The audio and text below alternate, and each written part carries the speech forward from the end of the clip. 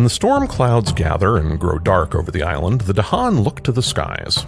In the worst storms, they might see lightning playing between the clouds and the land, and if they're lucky, it'll be doing it somewhere else.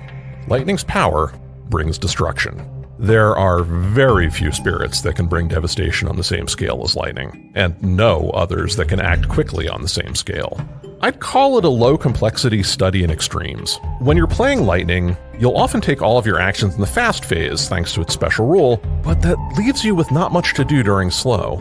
You're incredibly effective against buildings with an innate that'll just relentlessly hammer a single land as it grows in power, but you have a lot of trouble dealing with individual explorers. You can build to playing a lot of cards in a turn, but your low energy gain means that you're going to need to save power for a while in order to really unleash the full force. Lightning starts with 2 presents in the highest numbered sands. Your innate requires a sacred site to target from, so starting with one is really useful, and you're likely to be making more.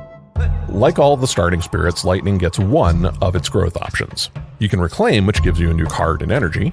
You can place a presence at range 2 and then another presence at range 0, which allows you to make a sacred site. Or you can place a presence at range 1, gaining 3 energy. Now, with an energy track that takes a while to get going and a reliance on sacred sites, it's really tempting to use the second one as often as possible, particularly in multi-board maps with a lot of space to cover. But gaining 3 energy can allow you to use your only card that does outright damage instead of destruction, which can let you kill off clusters of explorers. I've even seen a strategy that revolves around using the reclaim option a bunch of times during the early game to gain a few more power cards, which gives you more options before the invaders really get rolling. Now that's risky because you're only going to have 1 sacred site, but it can really pay off if you get a few low-cost cards with fire and wind to supplement your own. Now, despite a focus on the fast phase, most of Lightning's cards and its innate power are actually slow powers. The reason it can get around this is its special rule. For every wind that you have, you can use 1 slow power as if it were fast. Now, that can be power cards or your innate power. This is going to let you act before the invader turn, which is perfect for destroying problem spots before they ravage. The main trick with this, though, is that lightning doesn't generate any wind from its tracks, so you're always going to be looking for cards that have that element. Each of your unique cards has wind, but only one of them is a fast card by itself, so until you get some more fast cards with wind, you're going to have to make some choices about what you can and can't do fast. Fortunately, there's often a good reason to have a mix of slow and fast. It allows you to prevent ravages by destroying towns and later cities, and then clean up newly built towns. You start with a set of cards that have all of the elements you need, but as you get more power cards that don't have the perfect mix of elements, those being fire, wind, and a tiny bit of water, you'll have to do more planning to make the most out of what wind you have available. So, lightning may be mostly about building destruction, but it does have 1 support card, and it is an incredible one. Lightning's boon is only 1 cost, and it has the air-wind elements. It's fast, which means you can use the air on the card to make something else that you play fast. And it can target any spirit, including yourself. And the result is that target spirit can use up to 2 slow powers as if they were fast.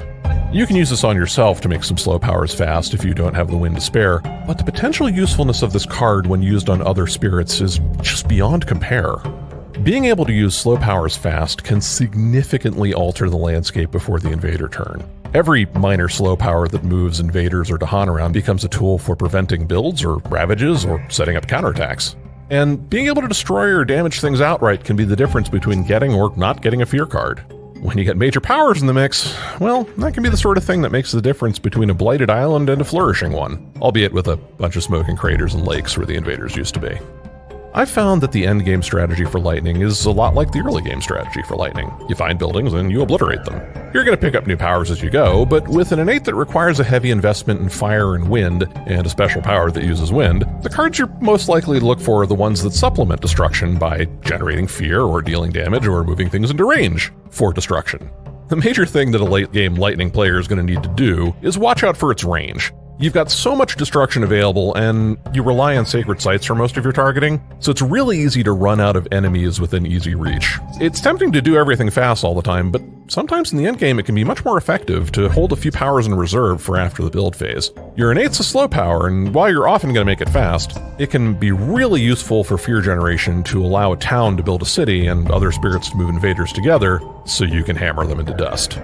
With Jagged Earth, each of the 4 low-complexity spirits get an aspect card that alters how they play. One of the ones for Lightning is Pandemonium, which replaces your normal innate power with Lightning Torn Skies Incite Pandemonium. Instead of focusing on building destruction in a single land, this power focuses on generating fear and on placing strife, which significantly alters how you're going to want to play it. It's an odd sort of defensive power, but preventing the invaders from dealing damage during a ravage is always useful, especially since you'll be getting fear at the same time, and it really ramps up by adding more and more strife and getting more and more fear in the same land. Because of the strife focus, it can be really beneficial to pick up a few more Dahan-focused cards than you'd normally go for to arrange counterattacks. But once you wrap your brain around the change, you're going to be just as effective as you normally would be. Ask yourself, do you want to play an enormous bird made out of terrifyingly beautiful power, bringing apocalyptic destruction to your enemies before they can react? I think you know the answer.